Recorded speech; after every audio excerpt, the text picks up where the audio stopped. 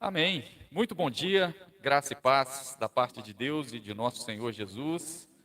Nós vamos dar início ao nosso encontro dominical ao redor da mesa, aqui de Itabirito, nas dependências do Ministério Tempo de Oração. Hoje, dia 5 de julho, o tempo está agradável aqui, dia de jogo de Copa do Mundo, muitas igrejas, inclusive, estão num drama, não sabe se hoje cancela o culto. Não é o nosso problema aqui, né, que a gente fica de manhã, né? E é um dia legal, assim, né? O Brasil, o mundo dá uma mobilizada aí com o esporte, isso é uma coisa muito legal. Nós vamos dar início ao nosso encontro hoje, nós estamos fazendo a exposição da carta de Pedro, né? E estudaremos o capítulo 3, mas eu queria ler o capítulo 2, o versículo 2, 1 e 2, na verdade, que dá uma introdução para a nossa busca pela palavra, pelo aprofundamento da nossa consciência no Evangelho. O versículo 1 e 2 de Pedro, inclusive, foi o capítulo que o nosso querido Juliano expôs para a gente semana passada, diz o seguinte: despojando-vos, portanto, de toda maldade, e dolo, e de hipocrisia, e invejas, e de toda sorte de maledicências, quer dizer, deixando a vida ruim para lá, desejai ardentemente, como crianças recém-nascidas, o genuíno leite espiritual, para que por ele vos seja dado crescimento para a salvação. E aqui tem um conceito muito próximo daquilo que o apóstolo Paulo fala aos filipenses, quando ele fala da necessidade de desenvolver a salvação, né? De maturidade cristã, de crescimento espiritual, e a busca e o convite do apóstolo Pedro para os cristãos dispersos ali na Ásia e também para nós é essa busca genuína pelo leite espiritual para que a gente possa crescer. E eu vejo às vezes uma carência no meio cristão. A gente consegue evangelizar muito, mas na hora de fazer discípulo parece que há uma defasagem, assim, na hora de crescer, de abrir o texto e falar e entrar em assuntos um pouco mais profundos, provocativos, a gente para por aí, porque a gente tem medo de crescer. E crescer às vezes dói, crescer às vezes é meio estranho, a gente fica meio adolescente assim, meio sem forma, né?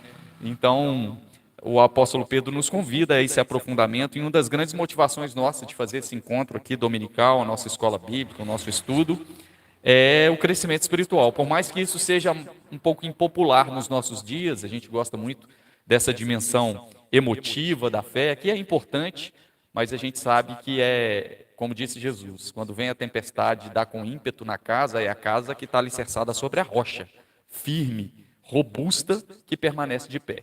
Né? Caso contrário, ela não vai aguentar a ventania e nem a tempestade. Então, nós estamos aqui, dentre outras coisas, além de fazer o nosso exercício espiritual do encontro comunitário, que faz tão bem, especialmente numa época tão virtualizada e hiperindividualizada, nós estamos também para o aprofundamento da nossa consciência no Evangelho, sabendo que existem muitas fontes de crescimento espiritual. Né? Você pode estudar muita coisa por conta própria, ler um livro, fazer um curso na internet, mas quando a gente faz isso em comunhão uns com os outros, em rendição ao Espírito Santo, não é um mero exercício intelectual, é um aprofundamento de consciência no Evangelho, um exercício espiritual, né? É a comunhão dos santos. Então eu acredito mais nisso.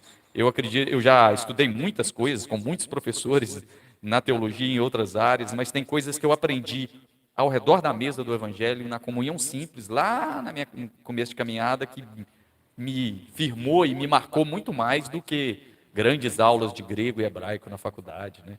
Então eu acredito nisso, que tem certas palavras que elas têm que ser ditas para aquele momento, com aquela pessoa, naquele contexto, naquela fase da sua vida. Isso é a palavra de Deus, né?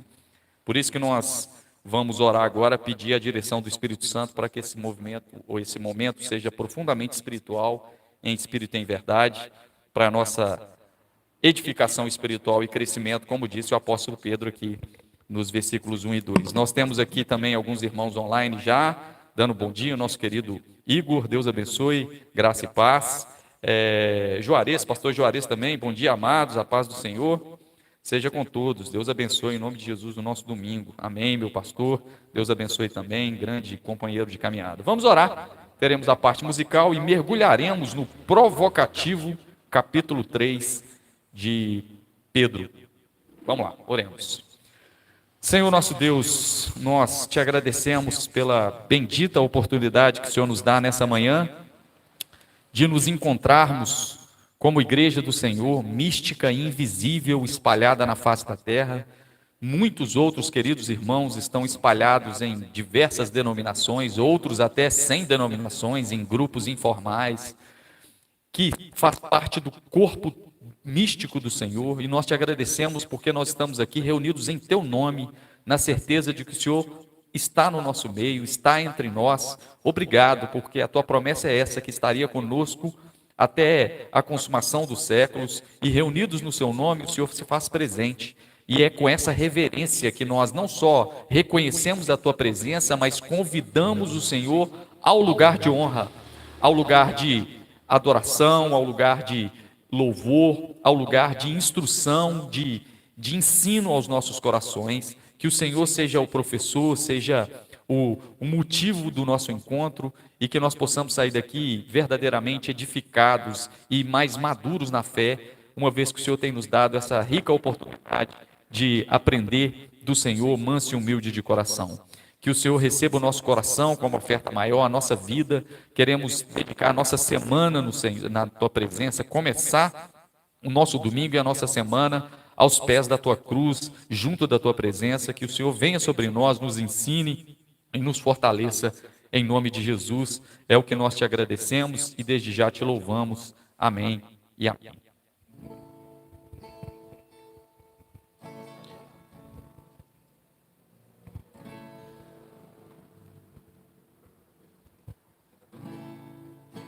Não, ela puxa isso aqui. Não?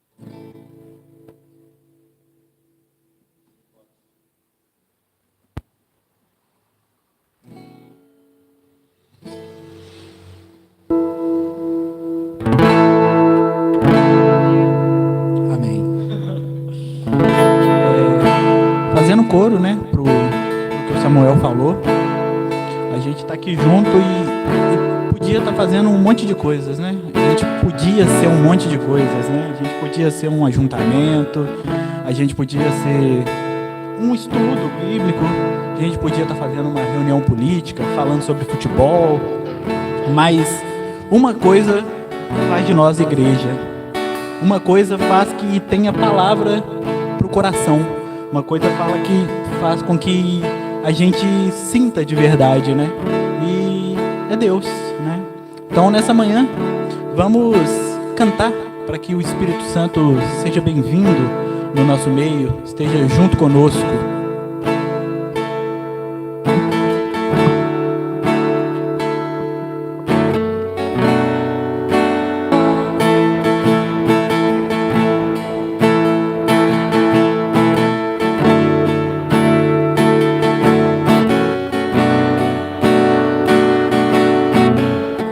Vamos provar o quão real é tua presença. Vamos provar da tua glória e bondade. Vamos provar o quão real é tua presença. Vamos provar da tua glória e bondade. Vamos provar o quão real é tua presença. Vamos provar da tua glória e bondade. Vamos provar o quão real é tua presença. Vamos provar da tua glória e bondade. Santo Espírito, és bem-vindo aqui. Vem inundar, encher este lugar. É o desejo do meu coração, sermos inundados por tua glória, Senhor.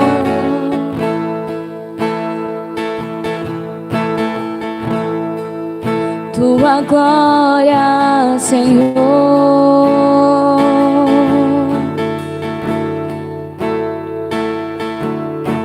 Santo Espírito, és bem-vindo aqui.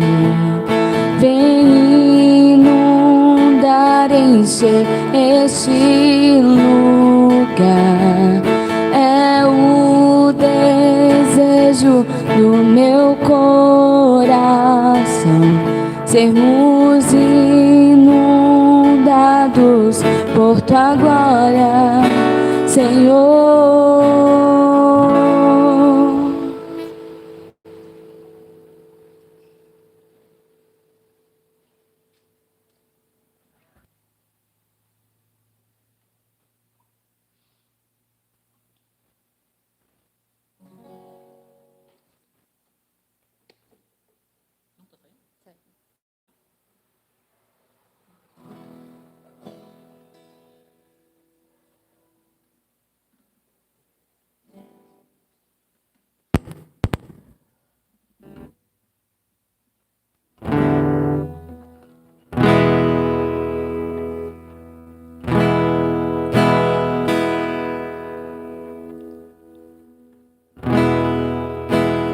Minhas lamparinas estão acesas.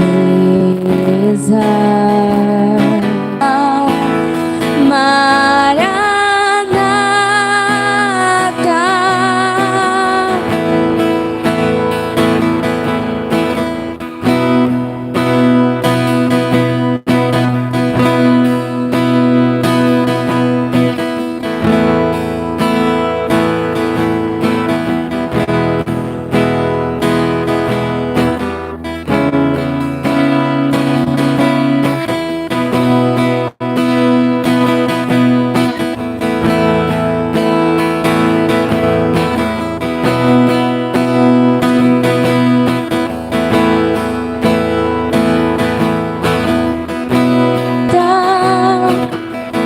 tem fogo nos olhos.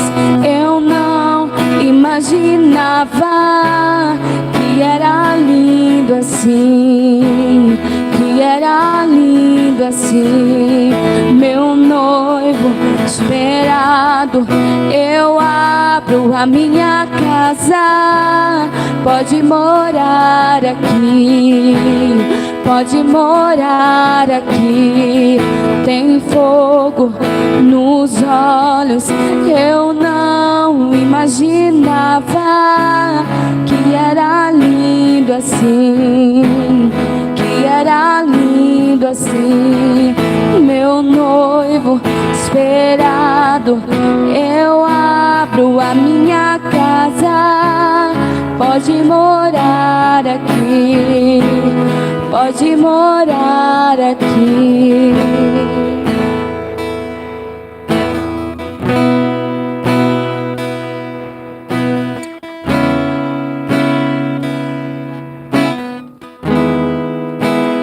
Eu já coloquei as minhas vestes brancas.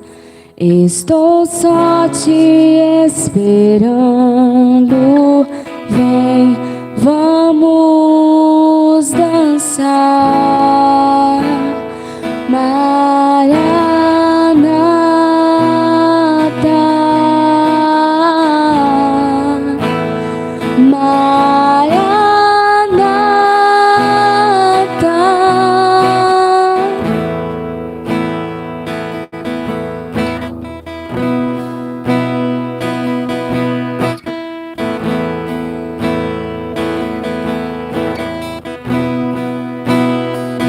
Já coloquei as minhas tuas vestes brancas. Estou só te esperando. Vem, vamos dançar. Maranata,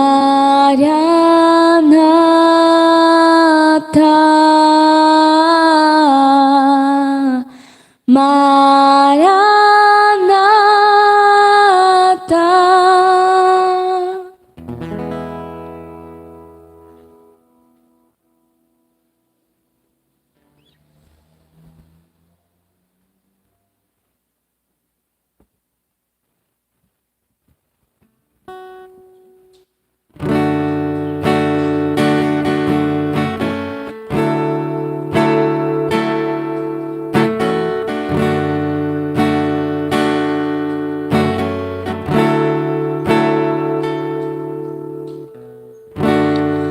Que venceu a morte,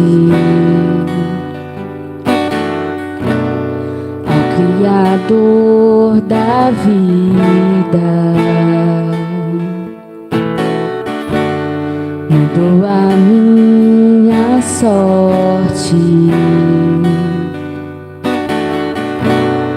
Quando não vi saída, Tu és Deus. Quem sou eu pra negar o teu poder?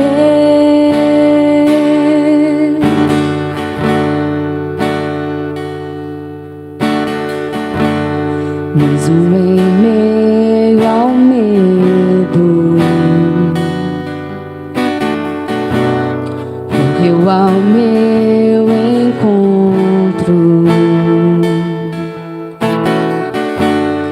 Já não sou mais o mesmo.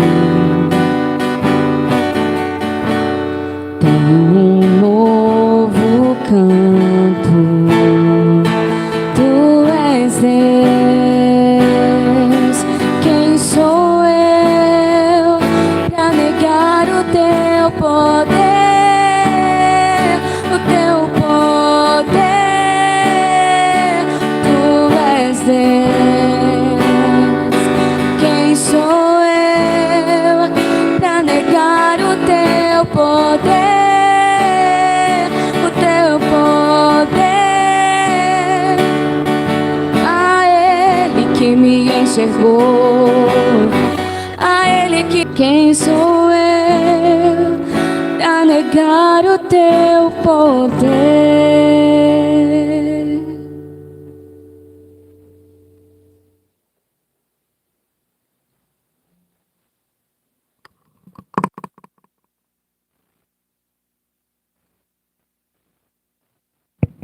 Amém. Obrigado demais, Juliano e Jamiles. Oremos mais uma vez. Senhor, nós fazemos dessa canção a nossa oração de louvor e rendição ao seu nome. Obrigado, porque conosco estás e nunca nos abandona, especialmente nos momentos mais difíceis, onde nós vemos de maneira notável a revelação da tua provisão, da tua companhia, do teu socorro. Bendito seja o nome do Senhor, que se revelou a nós na pessoa de Jesus Cristo, mais do que o Jesus da história, mas o Cristo da fé, aquele que nos encontrou pelo caminho e nos marcou tão profundamente, que nos faz estar aqui nessa manhã, atraídos pelo teu amor, pela palavra, pela tua graça. Nós te agradecemos, meu Deus, e te louvamos por tantas coisas maravilhosas que o Senhor tem feito nas nossas vidas e pela revelação do teu amor na pessoa de Jesus, na palavra do Senhor. Obrigado, Senhor, pela companhia dos irmãos, por essa mesa espiritual a qual nós temos, ó Deus, participado aos domingos. Obrigado. Bendito seja o nome do Senhor. Recebe, pois, ó Deus, o nosso louvor e a nossa adoração e nos conduz agora na reflexão da tua palavra, nos inspire pela mediação do teu Espírito Santo, que o Senhor seja o nosso professor, em nome de Jesus. Amém e amém. Legal demais, graças a Deus. Eu queria destacar aqui algumas participações, aqui online, muita gente boa conosco aqui. Júnia Dias, sempre conosco. abençoando o nosso domingo aqui. Uma paz do Senhor e um feliz domingo para todos. Pastor Gafarel, é ele mesmo, Gafarel. Bom dia a todos, que a paz de Deus seja o árbitro de nossas vidas, que essa transmissão seja repleta da presença dele. Forte abraço, amém, meu irmão, obrigado pela companhia. Nosso querido Marcelão também dando graça aqui, já fazendo um pedido de oração que nós vamos reler no final. Você também pode deixar já, enquanto a gente está meditando, o seu pedido de oração, que a gente sempre ora no final, né? Leia Pereira, Deus abençoe também, bom dia a todos. Gabriela Pimentel, querida também, que esteve aqui conosco em Itabirito um tempo, que Deus abençoe, obrigado pela participação. E o nosso querido Haroldo, também dando paz do Senhor e fazendo um pedido de oração aqui, do retorno do nosso querido Thompson e a Gilca, que estão em Ouro Preto, aqui pertinho. Que Deus abençoe, estão numa competição esportiva lá. Que Deus abençoe, nós oraremos também no final. Então vamos lá viajar um pouquinho em 1 Pedro, capítulo 3, a reflexão de hoje tem como tema a ética do evangelho nas relações familiares. Eu disse ao Juliano que eu não aguentei fazer a exposição do capítulo todo, então eu vou só os 7 primeiros versículos, que eu acho que é um tema muito sensível, especialmente na contemporaneidade, onde nós temos visto um movimento muito forte de crescimento de direitos das mulheres, e, por outro lado, também movimentos reacionários. Inclusive, durante essa semana, nós tivemos uma declaração muito forte de um influenciador falando que mulher vota mal. Foi o que ele disse. Um influenciador político, com muitos seguidores, ele disse que mulher vota mal, especialmente a mulher solteira. Eu acho uma declaração muito perigosa, né? Muito complicada. Além disso, uma outra influenciadora também disse que é contra o voto feminino. E a gente, em 2026, com um contexto social de grandes conquista das mulheres, e a gente ainda tem alguns ruídos sobre qual que é a posição da mulher diante de Deus, diante da família, e muito se deve a uma má interpretação perigosíssima desse texto. 2, inclusive, que é Efésios 5 e 1 Pedro capítulo 3, que diz o seguinte, leremos juntos os 7 versículos que será alvo da nossa reflexão e da nossa meditação e provocação hoje. Mulheres, sede vós igualmente submissas a vosso próprio marido, para que, se ele ainda não obedece à palavra, seja ganho sem palavra alguma, por meio de procedimento de sua esposa. Olha a importância de fazer leitura de contexto do texto. Por que ele está falando, sede vós igualmente submissas? Porque ele está fazendo alusão ao final do capítulo 2, onde ele fala que os escravos devem ser submissos aos seus senhores. Então há uma posição de submissão, tanto da mulher quanto dos escravos. Hoje nós não temos, graças a Deus, escravidão mais, vamos dizer, do ponto de vista legal e moral na nossa sociedade, como foi anteriormente, embora a gente saiba que existem muitas escravidões por aí, debaixo dos panos, e muitas condições de trabalho análogo à escravidão, a gente sabe muito bem disso. Mas o texto está falando de um contexto onde a posição da mulher era muito diferente do tempo de hoje. É fundamental. Os 3 Cs das regras hermenêuticas, né, para você fazer uma leitura adequada do texto. Contexto, cultura e Cristo. Você tem que passar por esses 3 Cs para fazer uma leitura adequada, para entender o que esse texto quer dizer, mesmo estando no Novo Testamento. E aí a gente vai mergulhar no contexto, na cultura, e como Cristo também enxerga a posição da mulher, porque aqui o apóstolo Pedro está escrevendo para irmãos dispersos, né, da perseguição ali do primeiro século, na Ásia Menor, em diferentes regiões ali da Ásia Menor, que é a atual Turquia, e que estavam passando por grande perseguição religiosa, hostilidade, né, porque a fé cristã era vista como subversiva e não era aceita no Império Romano. Outros deuses, outras religiosidades, expressões religiosas eram aceitas, mas a fé cristã monoteísta, por ser exclusiva a Cristo, era vista como uma fé esquisita, né? Nós dizemos isso no nosso primeiro encontro sobre a carta de Pedro. Então, os irmãos sofriam marginalização social, porque a gente está falando de uma época onde oportunidades de emprego, economia e via política passava muito pelas questões familiares, e uma vez que você já não mais serve aos deuses romanos, muitas portas se fechavam e você sofria rupturas familiares, boicote econômico, boicote financeiro, de oportunidade de trabalho e de subsistência.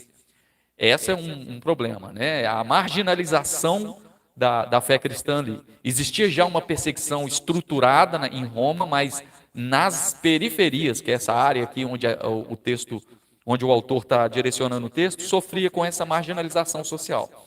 E aí, o Pedro vai dizer o seguinte: olha, nós temos a nossa fé subversiva, ela se expressa de algumas formas. Para além de você tentar ficar dando razão só do ponto de vista lógico da sua fé, explicando e pregando, nós temos um jeito de ser, uma expressão dessa fé. Fé cristã não é uma filosofia intelectual, divorciada da sua prática. A fé sem obras é morta. Então o apóstolo Pedro, no capítulo 2, o Juliano trouxe isso muito bem claro para a gente, falando que uma nova vida, ou essa nova vida em Cristo, essa fé subversiva ao reino de César, ela se manifesta com o estilo de vida gentil, que ela se manifesta com o estilo de vida parecido com Cristo, com a prática do bem, ela se manifesta com o amor fraternal, né? Não é uma espiritualidade divorciada do outro, do próximo, né? Quantas vezes a gente faz aquela religiosidade extremamente vertical, zero de horizontalidade, e ele fala sobre a forma de tratar o próximo. Por isso que no final do capítulo 2, ele fala para os seus servos obedecerem aos seus, ou serem submissos aos seus senhores, de forma de tratá-los de maneira gentil, e era uma forma de subsistência, uma vez que, nesse contexto, a gente está falando de uma escravidão extremamente nociva para aquele que era escravo, especialmente o estrangeiro, né? E a gente está falando de um público estrangeiro aqui, o público-alvo do texto. Então, se ele fala, olha, sede vós igualmente submissa, ele está colocando a condição da mulher num retrato, num recorte social tão semelhante quanto ao recorte social dos escravos. Então, a submissão... Então, gente, não é o mesmo tempo de hoje. Hoje a mulher vota, por mais que o pessoal quer que ela não vote, ou que acha que ela vota mal. Olha que coisa horrorosa, né? Que declaração. Eu sou de uma época onde você quisesse xingar um menino, você chamava ele de mulherzinha. Mulherzinha, era um xingamento. Que coisa, hein? Graças a Deus que evoluímos e ainda temos que evoluir bastante. Mas esse texto ele pode ser usado para uma violência muito grande e por especialmente um silenciamento das mulheres. Um silenciamento por falta de contextualização. Continuamos. Então, ele fala: mulheres, sede igualmente submissas aos vossos maridos, para que, ainda que ele não obedeça a palavra, seja ganho pelo meio do seu procedimento, pelo procedimento da sua esposa. Versículo 2: ao observar o seu honesto comportamento, cheio de temor. Não seja a sua beleza, o adorno da esposa, o que é exterior, como frisado de cabelos, adereços de ouro, aparato de vestuário. Seja, porém, o homem interior do coração, unido ao incorruptível trajo de um espírito manso, tranquilo, que é de grande valor diante de Deus. Por que ele está agora falando o seguinte: olha, esposa, seja uma boa esposa, seja submissa, que é a forma de você ter subsistência agora, e a sua beleza não seja só exterior, que você tenha caráter. Isso é muito importante. E aqui também é um texto que frequentemente o povo usa contra a mulher ter autocuidado, né?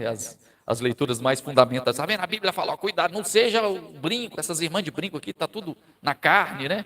Sendo que você pega, por exemplo, o profeta Ezequiel falando que Deus de Israel, encontra Israel como mulher caída no meio do caminho, está lá nas profecias de Ezequiel e Jeremias, e ele pega ela, dá um banho nela, coloca nela perfume, brinco, até um piercing ele coloca nela. Ele coloca um brinco no nariz. O texto de Ezequiel já fala isso. Isso para a gente não ir para Cantares de Salomão, onde passa perfume e mexe no cabelo e fica toda linda, né?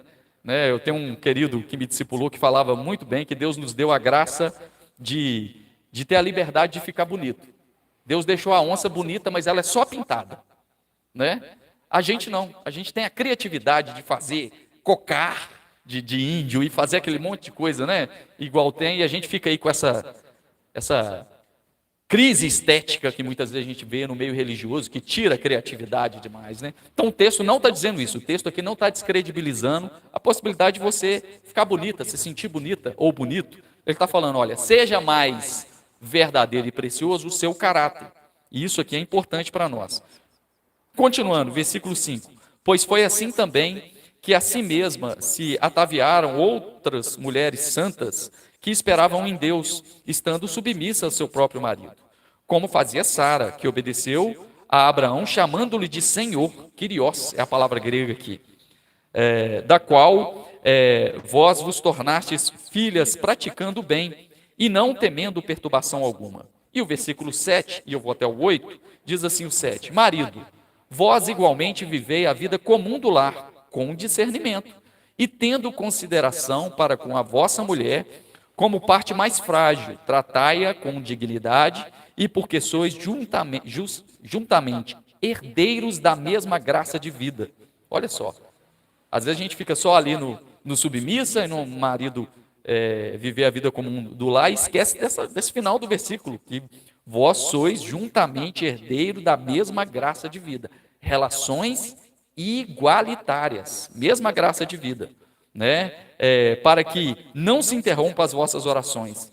Versículo 8, finalmente, sede todos de igual ânimo, compadecidos, fraternalmente amigos, misericordiosos e humildes. Porque senão, a gente estabelece só a leitura desse pedaço do texto, e aí em casa tem um maior, que é o cabeça, e a hierarquia, né? E aí, como é que fica esse texto? Como é que a gente lê esse texto? Que texto delicado, né? Que texto sensível. E eu trouxe algumas coisas para a gente pensar. Primeiro, a gente vai fazer uma análise contextual sobre a posição da mulher nesse contexto aqui. Existe um conceito na cultura romana, e isso era fortemente influenciado aqui para as mulheres do primeiro século que estavam ouvindo essa recomendação de Pedro, que é o contexto de um conceito chamado de pater família romana. O pater família era o homem que no lar romano ele tinha direito jurídico sobre a esposa, sobre os filhos, sobre os escravos, sobre os bens. Esse era o conceito de pater família. A mulher que se convertia à fé e o marido continuava no paganismo, ela era obrigada a seguir a religião, ela não tinha liberdade religiosa. O homem exercia também o direito religioso da família, tem que seguir a religião do pai. Aquela coisa assim, bem patriarcal mesmo. E aí, e com isso estabelecia uma crise na família. Era uma crise no lar. A mulher converteu, ela segue a Jesus, e o marido segue o paganismo. O apóstolo Pedro vai falar assim, evita o atrito tentando convertê-lo com falazada religiosa, com proselitismo, com tentativa de argumentos. Seja o seu jeito de ser que vai ganhar o seu marido. Continua submissa, porque essa subsistência é sua agora. Nós não vamos mudar a sociedade de uma hora para outra, é o apóstolo Pedro falando, porque a mulher, se ela não se submetesse, ela corria o risco de ser divorciada, e uma vez divorciada, não existia nenhuma subsistência para a figura da mulher. Até pouco tempo atrás, mulher que trabalhava fora, até pouco tempo atrás, tempo da minha mãe, trabalhava fora, ela vista como uma mãe desnaturada. Essa coisa de ver assim, deixa o menino na creche o dia inteiro. Isso até pouco tempo atrás falava, não, a mulher tinha que ser do lar. Né? A gente usava, assim, a fulana de tal virou Amélia. Já viu a expressão da Amélia, que é a mulher do lar, assim, bem clássica. Assim. O contexto é que a mulher não tinha subsistência nenhuma. Então, se ela fosse divorciada, muito provavelmente ela cairia na miséria, porque ela não voltava para casa mais, ou na prostituição. Então, o conselho de Pedro para cá é falar assim, uma mulher não é para você subir, essa aqui é a forma de subsistência sua. Esse entendimento é importante para a gente aqui. Então, pater-família é o conceito romano onde o homem detinha todo o poder e autoridade absoluta sobre filhos, mulher e escravos. Por isso aqui o texto também fala sobre escravo. Posse de filho adulto, viu? Filho adulto. Filho adulto tinha que obedecer o pater-família. O patriarca ali, né? Posse de bens, posse religiosa. A palavra grega aqui para submissão significa hipotassomenai, que literalmente significa colocar suas tropas sob a ordem de um comandante. Olha que lógica extremamente militarizada, né? Bélica aqui, né? Com o tempo, esse conceito virou de subordinação. Inclusive numa época onde a mulher não tinha autonomia, gente. Ela não podia trabalhar, ela dependia do marido. A mulher era a posição da mulher naquela época era tão diferente que o cara, o pretendente, o paquera dela, pagava o pai dela. Era o dote, pagava um dote. Gente, é um outro contexto. Pegar esse texto e trazer para cá agora, sem nenhuma contexto, é uma violência. Não reconhecer isso é um absurdo. E aí, a gente vai ter, dentro da teologia, algumas posições, mas antes, vamos mastigar o conselho de Pedro aqui, olha. Ao invés de mandar a mulher bater de frente com o sistema romano, Pedro recomenda que ela a conquiste pelo caráter e não pela tentativa de proselitismo religioso, de tentar converter com as palavras. Olha, seja submisso, mas que ele veja o seu jeito de ser. Prega o evangelho com o seu jeito de ser. E é uma paranoia, aquela coisa de tentar ficar convertendo o marido que não quer. A gente já viu isso na história da igreja recente, na nossa vida pessoal. A gente já viu isso muito, né? Quantas irmãs em Cristo oram e tentaram converter o marido, e o quanto mais ora, menos o marido quer. Está indo talvez pelo método errado. Seja gentil, trate ele bem, né? Precisa ser submissa nesse contexto aqui, então seja submissa nesse contexto aqui, né? Pedro preservou a vida da mulher dentro das suas limitações sociais, a mesma coisa que Paulo fala a Filemão. E a gente tem que fazer a leitura contextual. Como que a teologia cristã enxerga a posição da mulher? Isso aqui é importante para vocês, tá? Existem duas posições sobre a posição da mulher na teologia cristã. Primeiro, nós temos uma ala mais conservadora, chamada de complementarista. Como que é a teologia complementarista da posição da mulher? Então, homem e mulher são iguais diante de Deus, mas existe uma hierarquia sim. Porque Adão foi feito primeiro e depois Eva. Porque a Bíblia diz que a mulher tem que ser submissa. Então é igual diante de Deus, mas nas relações há uma superioridade. É uma possibilidade de leitura válida? Sim. É a única? Não. Não é a única. Tá? E aí a gente tem que mastigar isso. Então, o complementarismo, as mulheres e os homens são iguais diante de Deus, mas existem hierarquia nos papéis e funções. O homem é o líder, o homem é o cabeça e a mulher é auxiliar. Então, na prática, há uma hierarquia. Diante de Deus, todo mundo igual, porque Deus quis assim, a Bíblia mostra é assim. Pode ser perigoso uma interpretação dessa? Pode ser perigosa, sim. A história mostra como que muito da ideia da violência, a gente vai mergulhar um pouco nisso, da violência contra a mulher, é fruto de uma lógica de que o homem é o mais forte, de que o homem tem direito, de que o homem manda, que ele é o cabeça, que o homem tem que ganhar mais, que o homem, na prática, no frigir dos ovos, é mais importante. Complicado, não é? Muito complicado, inclusive. A segunda leitura que a gente tem na teologia cristã é chamada de igualitarismo, onde homem e mulher são iguais de maneira radical em todas as esferas. Tem base bíblica para isso? Tem base bíblica para isso. Qual texto? Apóstolo Paulo falando aos Gálatas: em Cristo não há homem, nem mulher, nem judeu, nem grego, nem escravo, nem livre. Todos são um diante de Deus. Para a teologia igualitarista, Jesus introduziu uma era de relações igualitárias. Mas a gente vem de um patriarcado veterotestamentário que ainda reflete no Novo Testamento. Então, em Cristo já não há mais isso. Aí alguém poderia dizer: não, mas a Bíblia fala que o homem veio primeiro e a mulher depois. Mas o homem, a mulher que veio do lado do homem, vai parir todo homem. Né? Eu vim da mulher. Você também. Né? Um a um. Alguém poderia dizer: não, mas é porque a mulher pecou primeiro. Ó, que coisa, hein? A mulher pecou e depois Adão. Aí a teologia igualitarista vai falar assim: mas foi do ventre da mulher que nasceu o filho do homem que tirou o pecado do mundo. 2-2.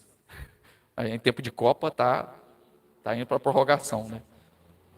Olha que interessante. É uma outra possibilidade de leitura. E a gente tem muitos textos. Inclusive esse texto que eu acabei de ler, a teologia igualitarista, ela vai falar o seguinte: olha, Está ênfase aqui nas relações hierárquicas sociais, mas isso é para o primeiro século. Nós vivemos um outro momento hoje. Graças a Deus pelos direitos das mulheres. Vou repetir. Graças a Deus pelos direitos das mulheres. Né? Hoje, nós temos um outro contexto. O que fica para a gente aqui é que todos, de maneiras iguais, são co-herdeiros da graça divina. Sujeitai-vos uns aos outros. Efésios 5 fala que também que a mulher tem que ser submissa ao outro, fala assim, portanto, sujeitai-vos uns aos outros. Não é mútua submissão. Né? O texto do Novo Testamento, inclusive, fala assim, a mulher não deve falar na igreja e o homem, ela tem que aprender com o homem em casa. Uma época onde a mulher mal era alfabetizada. A minha esposa tem formação acadêmica muito melhor que eu. Né? Agora eu vou ficar com essa vaidade humana, não, mas ela ganha mais, eu ganho menos. Gente, não dá. Não dá. Numa época onde a gente tem avançado tanto, a gente não vai usar um texto bíblico fora do contexto para causar esse retrocesso. Então nós temos essas duas linhas. A complementarista conservadora equilibrada, mas também existe essa mais radical, que vai falar, não, ó, tem que pedir permissão, a mulher não pode isso, não pode aquilo. E a gente vê muita violência em relação a isso e a gente vai avançar nisso. E o igualitarismo. Quais são os perigos da leitura fundamentalista desse texto? Aí eu trouxe umas informações para nós. O que Pedro escreveu para preservar as mulheres no contexto hostil do Império Romano tem sido usado como uma hermenêutica de violência e silenciamento contra a mulher. Homens que acham que a mulher é posse dele. Gente, isso não é feminismo não, gente. Inclusive eu gosto mais de John Stott, você sabe, né, que é um dos principais referenciais teóricos meus. Conservador. Ele reconhece, eu até anotei uma frase que eu achei muito bonita, ele fala assim, olha, o feminismo, um autor conservador, o feminismo em todas as suas formas, seja cristã ou não cristã, ele reconhece uma identidade, um feminismo bíblico, acho muito bonito isso, apresenta à igreja um desafio urgente. Feminismo não pode ser dispensado como uma onda secular. Feminismo é sobre criação, redenção, amor, justiça, igualdade e humanidade. Olha só John Stott falando isso. Eu vou falar, mas tudo feminino. Gente, graças a Deus pela delegacia da mulher. Vamos adentrar nisso aqui agora, para você ver como que isso é perigoso. Olha só, em 2025, 1.568 feminicídios no Brasil. 4 mulheres morrem assassinadas no Brasil por dia, vítima de feminicídio. Dessas que morreram, 60% foram crimes cometidos pelos seus companheiros. O cara acha que ele pode matá-la. 21% são cometidos por ex-companheiros. 80% do feminicídio são de violência doméstica, de controle. De onde que vem esse espírito ruim, gente? É dessa lógica de que o homem é maior do que a mulher. Às vezes, diante de Deus, a gente até reconhece, não, mas é todo mundo igual, mas socialmente não é não, gente. Socialmente não é não. O Fórum de Segurança Pública vai falar que só nesse primeiro trimestre de 2026, 45 mil denúncias de violência contra a mulher.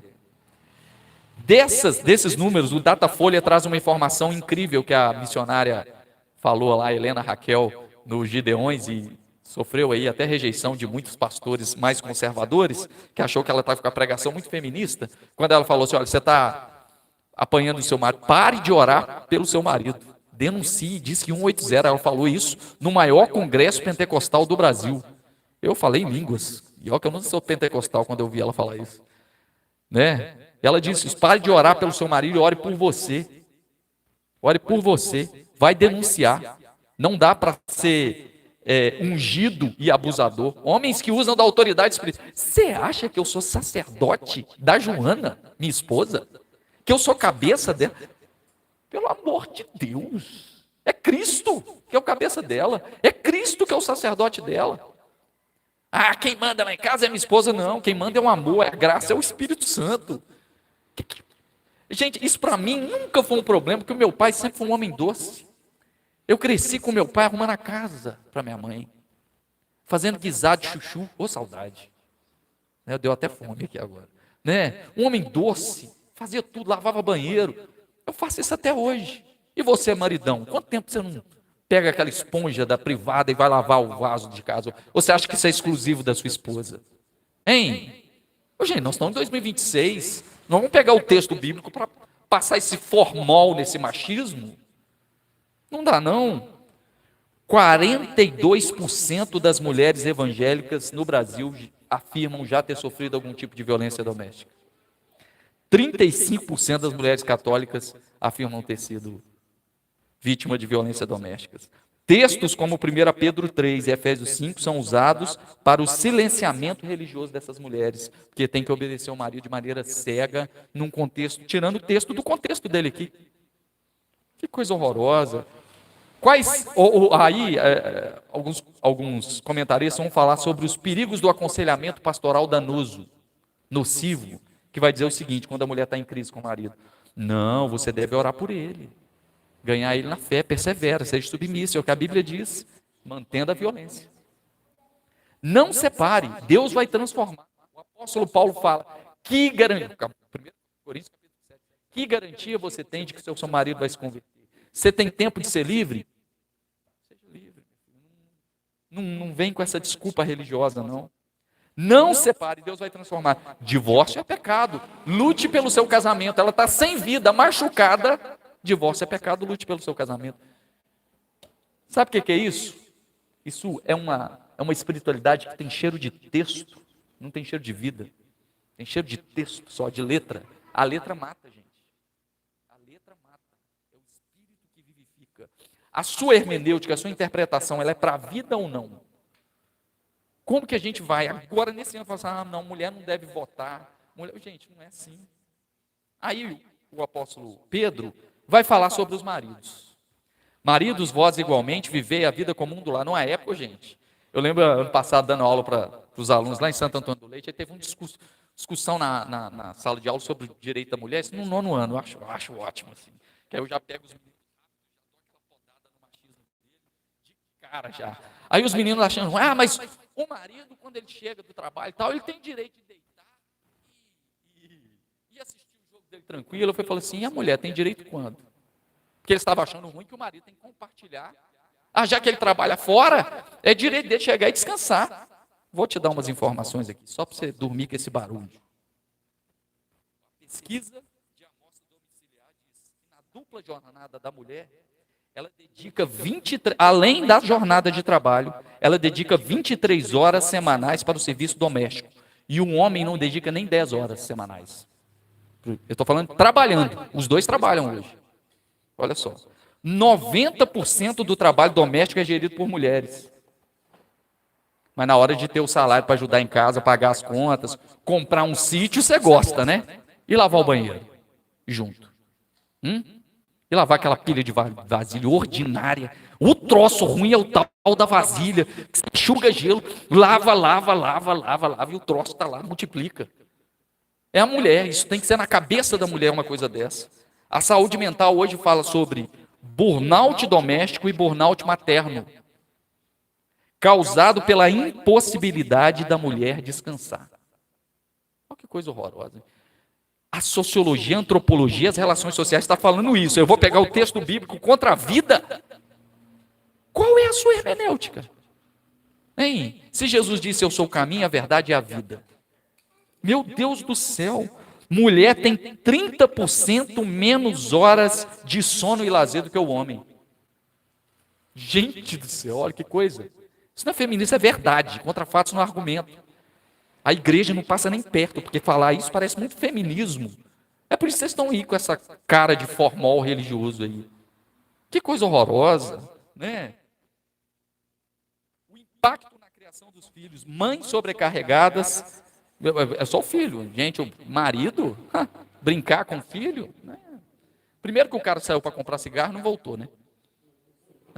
Saiu para comprar cigarro, não voltou, ficou só a mulher cuidando dos filhos, trabalha 23 horas semanais, chega em casa, aí os meninos crescem também desequilibrados, que a mãe está sobrecarregada, né? Eu brinco agora muito com a Joana, que a gente, agora depois de casado, entende por que a gente acordava 6 horas da manhã com cheiro de tempero sendo refogado, porque era a hora que a minha mãe tinha. Ela fala muito da minha sogra, né, que trabalhou fora também. E ela fala que é hoje às vezes a Joana acorda mais cedo, antes de ir para o trabalho, refoga o arroz.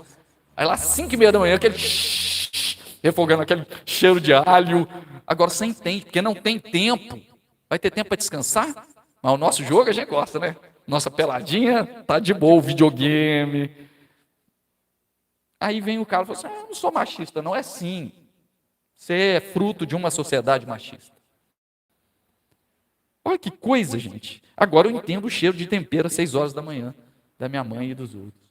Marido, vivei a vida comum do lar com discernimento, tendo consideração para com a vossa mulher como parte mais frágil, extremamente sobrecarregada. Tem que fazer, vai lavar roupa. Gente, eu faço absolutamente tudo. Eu falo isso não por vanglória. Como eu disse, eu vi o meu pai fazendo isso. Então, isso para mim, nunca fui senhor de nada. Na casa Joana não precisa falar nada. A única coisa que eu tenho uma defasagem e preciso aprender é fazer comida. Eu tenho uma defasagem isso aí. Frito um ovinho ali, faço um mexido, faço um arroz, não mexo com feijão, que eu tenho medo de panela de pressão, apesar de ter a panela elétrica, mas eu deveria também. Agora o resto, tudo. Você acha que eu tenho menos testosterona? Tem uma galera que fala os red pill, né? Não, homem que lava vasilha é broxante. A mulher não tem nem atração sexual porque o homem lava vasilha. Para com isso, ela está dando graças a Deus. A mulher não tem tempo para descansar, poxa. Olha que coisa horrorosa. Tudo pode ser fruto de uma leitura descontextualizada. E Jesus? O ministério de Jesus era patrocinado por mulheres. O Cristo ressurreto aparece primeiro para uma mulher. Olha Jesus, como ele tratava as mulheres. Como que eu vou brigar contra fatos? E aí eu vou, em nome de uma teologia maluca, sustentar um machismo desse? Na prática, um homem e a mulher é igual mesmo? Acho que não. Ainda há uma superioridade. E muito fruto dessa leitura errada que a gente faz desse texto.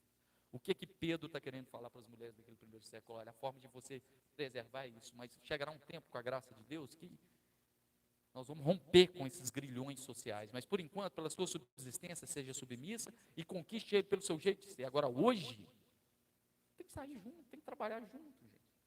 Né? Veja a época que minha mãe foi do lar mesmo, clássica, né? Minha mãe é de 1937, né? Então, poxa, eu imagino se minha mãe tivesse tido a oportunidade de estudar e trabalhar, né?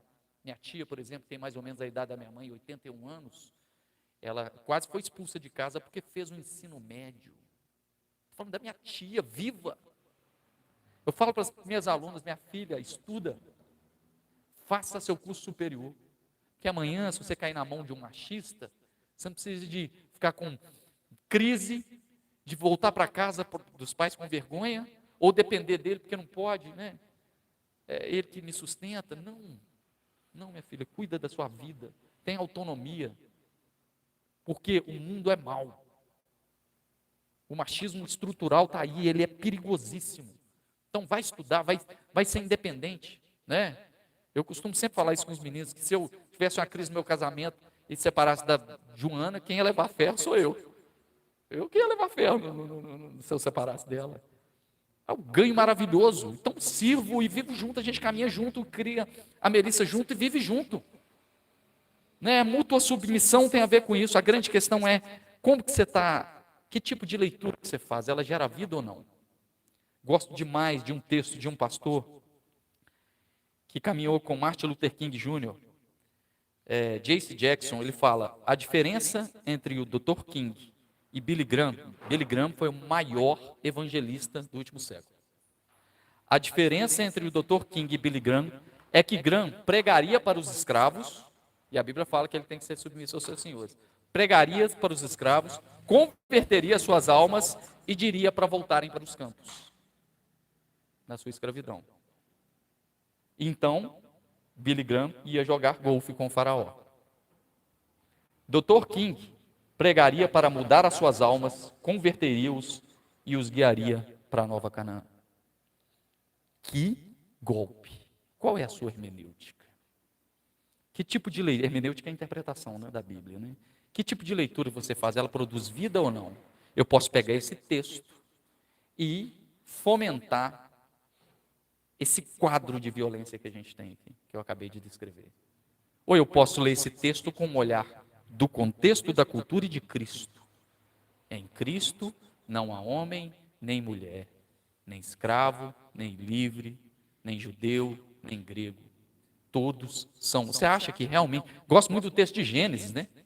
E Deus criou o homem à sua imagem e à semelhança. Macho e fêmea os criou. O homem ali, quando Deus criou o homem, ele fala, Deus criou a humanidade à sua imagem e semelhança, macho e fêmea os criou. Macho e fêmea é a imagem e semelhança de Deus. Então a relação aqui é igualitária. Não vejo problema numa leitura teológica, para mim não é uma heresia, tá? Inclusive porque eu gosto muito de John Stott, ele era um complementarista equilibrado. Então existe leitura complementar que o cara ainda gosta, ele gosta ali daquela posição de ser o chefe da casa, você entendeu? De ter ali um cheque em branco para fazer as coisinhas dele, ser maior do que a esposa, né? Tem gente que gosta, né? Não vejo um problema, desde que seja uma leitura complementarista equilibrada. Não colocando a mulher como uma situação de sujeição. Mas eu, particularmente, prefiro teologicamente entender que em Cristo Jesus, Jesus inaugurou a era das relações igualitárias. E é com o tempo que a gente vai desmamando dessa lógica ainda, muitas vezes, patriarcal. Toquei em vespeiro aqui. Toquei em vespeiro. Mas necessário, a gente não para falar sobre isso. Não para. Os números estão aqui, são coisas gritantes, e a gente ainda vê movimentos no meio cristão, falando que a mulher não deve votar. Quem disse isso foi um cristão, viu, gente? Um influenciador de extrema direita cristão. Mulher solteira não sabe votar. Ela precisa de estar casada porque ela vai votar conforme o marido. O marido que sabe votar, né? E uma outra também influenciadora cristã falou que ela é contra voto feminino. Eu acho que não sei se é a melhor hermenêutica. Não estou aqui para dar uma resposta final. Te mostrei como que a teologia trata. Te mostrei os lados. Uma leitura equilibrada é fundamental. Vamos orar?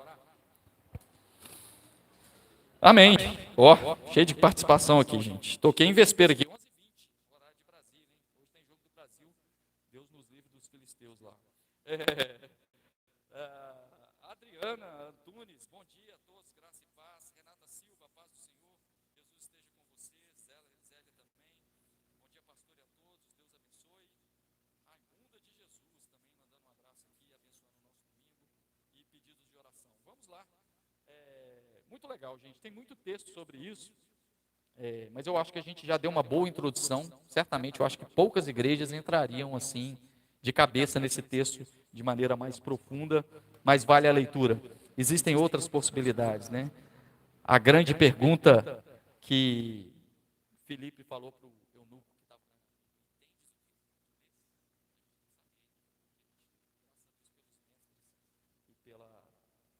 pelos teólogos que Deus levanta aí com lucidez para a gente fazer adequadas interpretações. Vamos lá, então. Pedir de oração para a gente aqui. Marcelo disse, graça e paz, peço oração por Gerson, um amigo com uma doença muito séria. Vamos orar pelo Gerson. Ou Geso, é Geso, tá? O Haroldo pediu, então, para Deus trazer de volta em segurança a Gilca e o Thompson, que são queridíssimos amigos nossos, né? Deus abençoe, estão em Ouro Preto, vão voltar em segurança. Deixa eu ver se tem mais algum pedido aqui. Não. Tá. Oração por recuperação da cirurgia de Dona Raimunda. Vamos orar pela Dona Raimunda. Deus abençoe poderosamente. Vamos lá, então.